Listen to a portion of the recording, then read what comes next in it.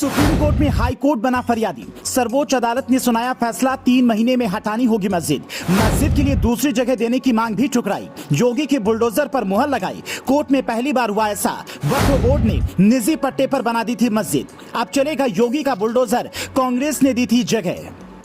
जरा सोचिए, जिस कोर्ट में आप न्याय मांगने जाते हैं वही अदालत अपने लिए न्याय के चक्कर में दूसरी अदालत के चक्कर काटती रहे तो क्या हो। कांग्रेस से लेकर सपा बसपा सबकी सरकार आई, लेकिन हाई कोर्ट को ही इंसाफ नहीं मिल रहा था। फिर 2017 में सब कुछ बदल गया, लेकिन ये मामला हंसने या फिर मजे लेने का नहीं है। प्रयागराज हाई कोर्ट को अपनी जमीन वापस लेने के लिए कैसे पापड़ बेलने पड़े और वक्फ बोर्ड मस्जिद के नाम पर मलाई काटता रहा। आपको पूरा जानना चाहिए और सोचना चाहिए कि क्या जो हो रहा है वो सही है या फिर गलत। दरअसल 1861 में जब इलाहाबाद हाईकोर्ट की इमारत बनी तो वहां मुस्लिम वकील और जजों के साथ बाकी मुलाजिमों ने उत्तरी कोने पर जुमे की नमाज पढ़नी शुरू कर दी। फिर जब वहां पर जजों के चैम्बर बना दिए गए तो मुस्लिम वकीलों के प्रतिनिधि मंडल ने अनुरोध किया और उन्हें दक्षिण छोर पर नमाज पढ़ने की इजाजत मिल गई। लेकिन एक व्यक्ति ने अपने निजी पट्टे में मस्जिद बनवाने की इजाजत दे दी। ये पट्टा उसे सरकार ने दिया था। 1988 में जब पट्टे का वक्त खत्म हुआ तो सरकार ने 30 साल के लिए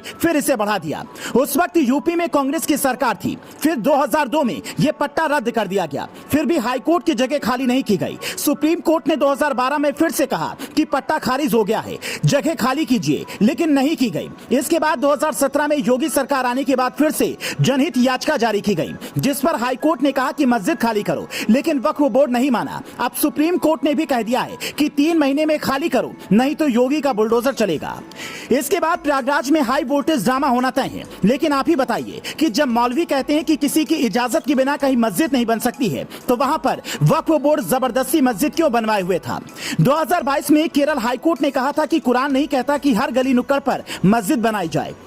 अब बुलडोजर चलेगा तो लोगों को दिक्कत होगी, लेकिन सोचिए, जब हाई कोर्ट में 500 मीटर की दूरी पर एक और मस्जिद मौजूद है तो फिर जबरदस्ती सरकारी जमीन पर कब्जा किए जाने का क्या मतलब है। सुप्रीम कोर्ट ने मस्जिद की तरफ से केस लड़ रहे वकील शमशाद से कहा, आप पट्टे की संपत्ति पर आधिकारिक दावा नहीं कर सकते क्योंकि पट्टा समाप्त कर दिया गया था। एक बात समझने की कोशिश करें कि इस जमीन पर आपका कोई अधिकार नहीं है। मस्जिद की तरफ से केस लड़ते हुए कपिल सिब्बल ने कहा कि 2017 में सरकार बदली और सब कुछ बदल गया। नई सरकार के गठन के 10 दिन के भीतर जनहित याचिका दायर की गई। हम मांग करते हैं कि हमें कम से कम मस्जिद के लिए अलग से जगह दी जाए, लेकिन सुप्रीम कोर्ट ने साफ इनकार कर दिया कि यह जगह आपकी है ही नहीं, तो आप इस पर दावा नहीं कर सकते। इलाहाबाद हाईकोर्ट की तरफ से केस लड़ रहे वकील राकेश द्विवेदी ने अदालत में कहा, यह पूरी तरह से धोखाधड़ी का मामला है, इस पर वक्फ बोर्ड कोई दावा कैसे कर सकता है। आप सोचिए, जज साहब अपनी जगह वापस लेने के लिए वकीलों के सहारे बैठे थे। अगर योगी सरकार न होती तो क्या यह जगह उन्हें वापस मिल पाती। Bureau report, news flash.